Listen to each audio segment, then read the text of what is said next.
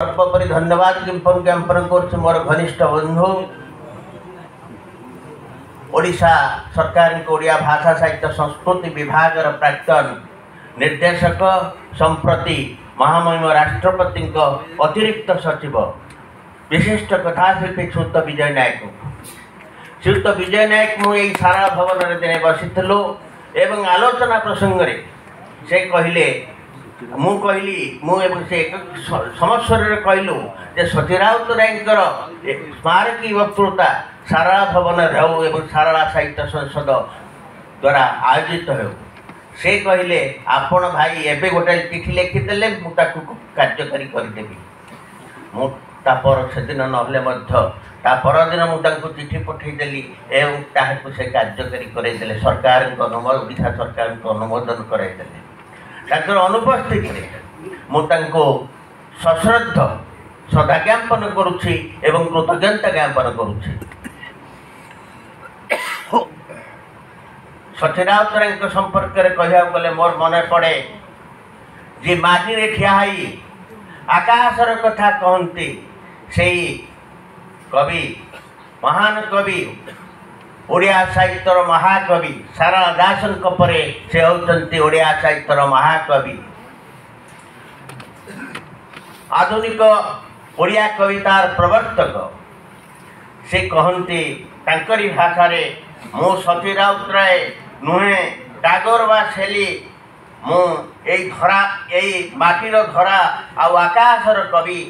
काम नुहे मो खाली आंकिबा कागजर छवि पेशादार गायक मु नुहे तुम्हें मो छापा बही जिते बड़े छुआ छुआ नुआ मनीषर छाती यही पृथ्वीर सबु मनीष जाति तार प्रति खबर रूप पाए कवितार मोर मु सती राउतराय नुहे टागोर बा शेली यही एक दुसाहसिक कवि होती सती राउतराय से माटी को भल पाउथले मनीष को भल पाउथले गाँ को भल पाउथले तांकरी भाषा रे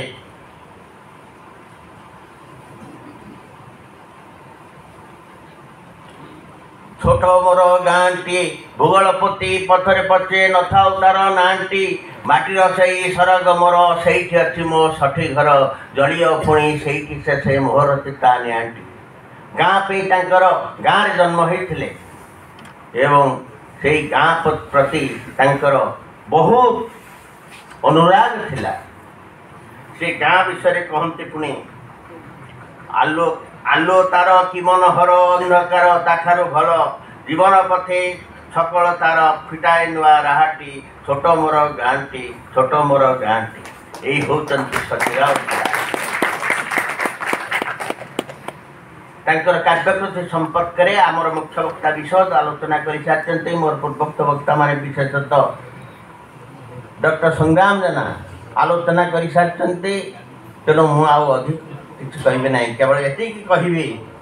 काव्य सरस्वती सती राउतराय सारा साहित्य संसदर परम शुभेच्छु थे तेणु सारा साहित्य संसद जीवदशा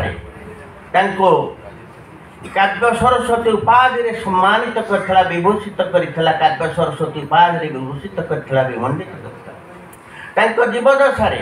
सारा साहित्य संसद काव्य सरस्वती सती राउतराय शीर्षक 1/400 पृष्ठार उपाधि आलोचना ग्रंथ तांकर कृति और कृतित्व संपर्क में व्यक्तित्व संपर्कित एक ग्रंथ प्रकाश करथिला सेतिके नुहे तांकर जो आत्मजीवनी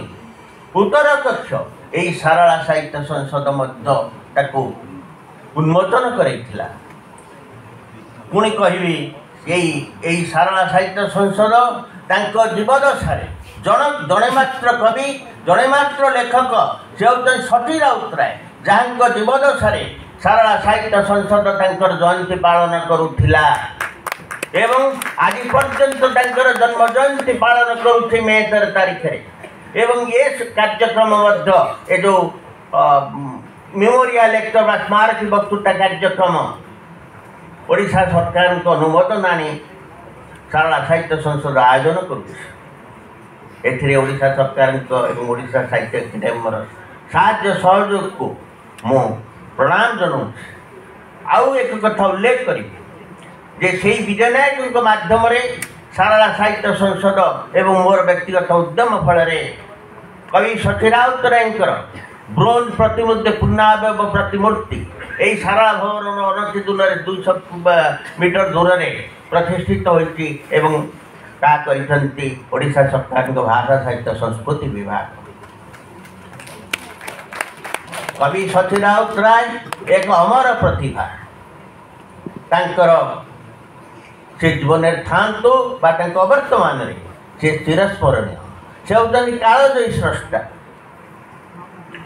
शेष में मुझे कहि माटी देह तुम राशि श्मशान मात्र यशोधि तुम्हें आयुष्मान से यशस्वी